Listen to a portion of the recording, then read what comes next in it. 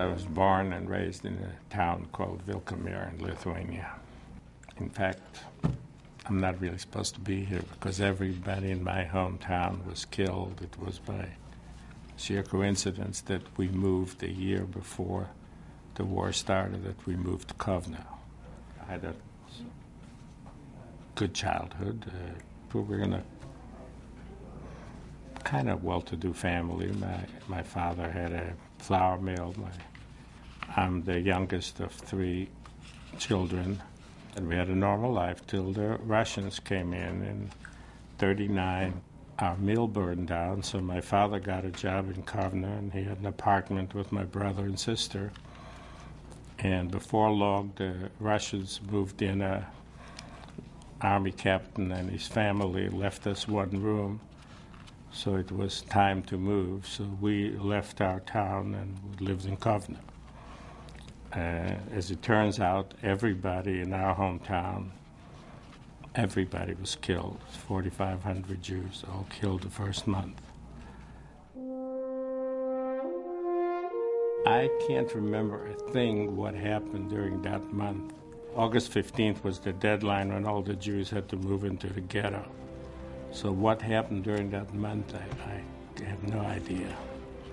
All I remember that one young boy, see his face now, spoke back to one of the guards and they shot him. People were crammed together in a very small area. There was really one room to a family, and we started out with about 25,000 Jews in the ghetto. Within a month or so, they had everybody assemble at a square, and there was just a German sergeant, just as everybody had to go by. Whoever stayed in the homes were killed. Just right, left, nobody knew which side was on, and 10,000 people were marched off to a nearby fort where they were all killed. So that was the first mass killing. Within 6 months after they took the 10,000 away, they came in one day while most people were away at work and gathered up all the old people and small children and took them away and got them killed. My sister was a medical student before the war, and she worked in the ghetto hospital as a nurse. And one morning, she came to work a little late, and there were guards all around. They wouldn't let her in. She pleaded with them. They wouldn't let her come in, and a little later, they set the hospital on fire and burned the doctors, the nurses, all the patients,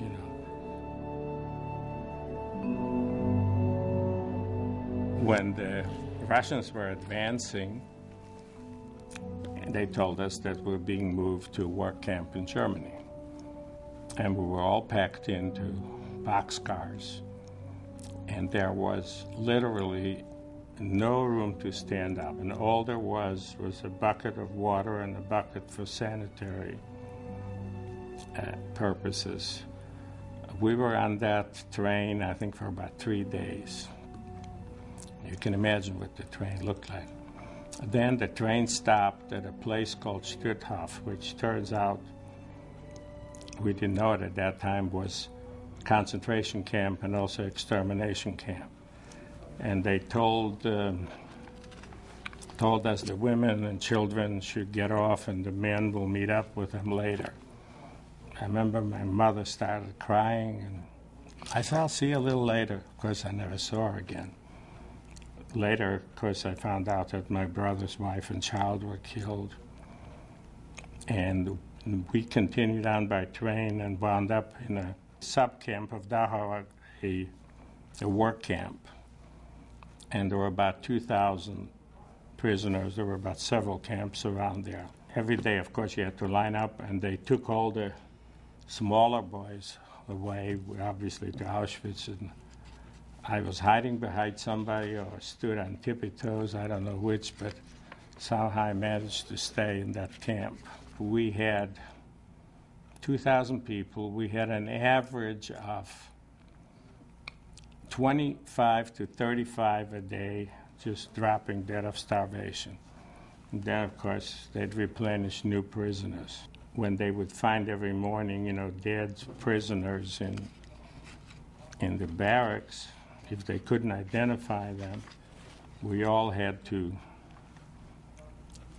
march by. Nobody got their food till the prisoner was identified. And that's where you saw real brutality. I mean, hanging people for, no other reason. I mean, if a German guard had stand at attention, if they were hitting you, the worst thing you could do is duck. You had to stand there and take it. But somehow I survived. I was there.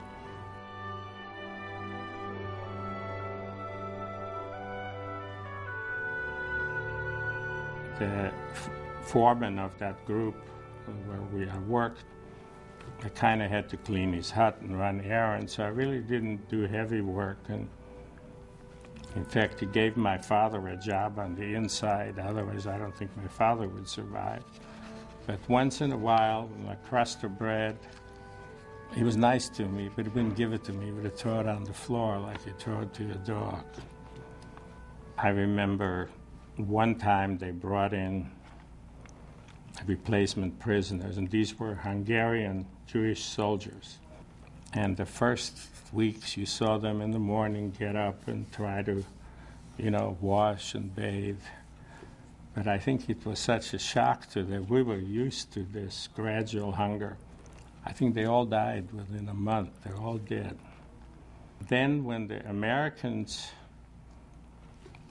advanced, they evacuated the camp, and they marched us to the main camp in Dachau.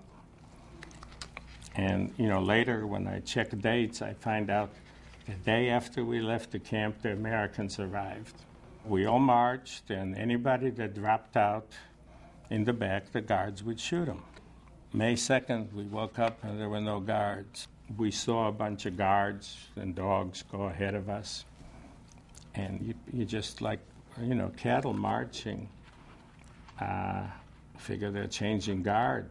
During that period, the Americans were so close that anybody that dropped out was liberated, And so I was liberated on May 2nd.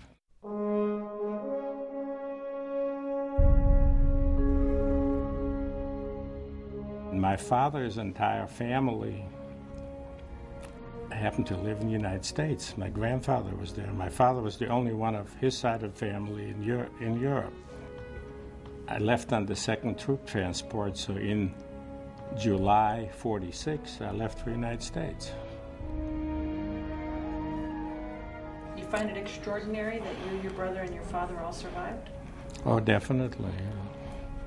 My brother's family were all killed, and of course all our relatives on my mother's family, her sister and family and everybody was killed.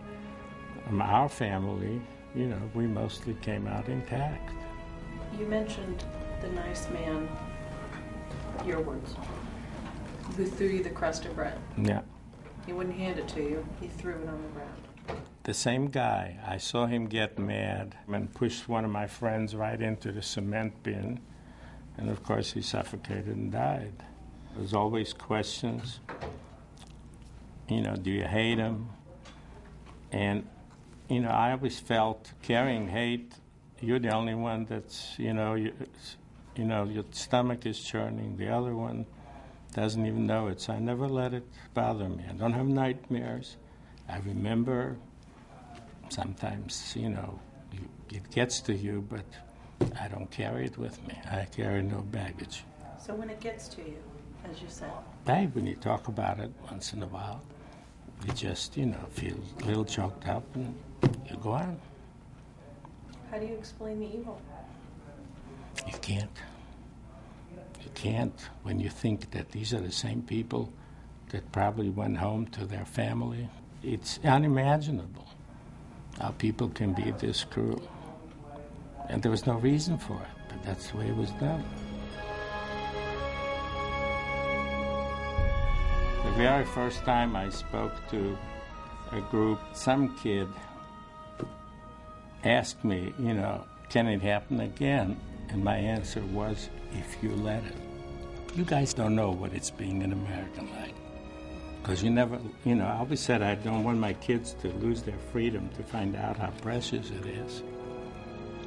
But something you value.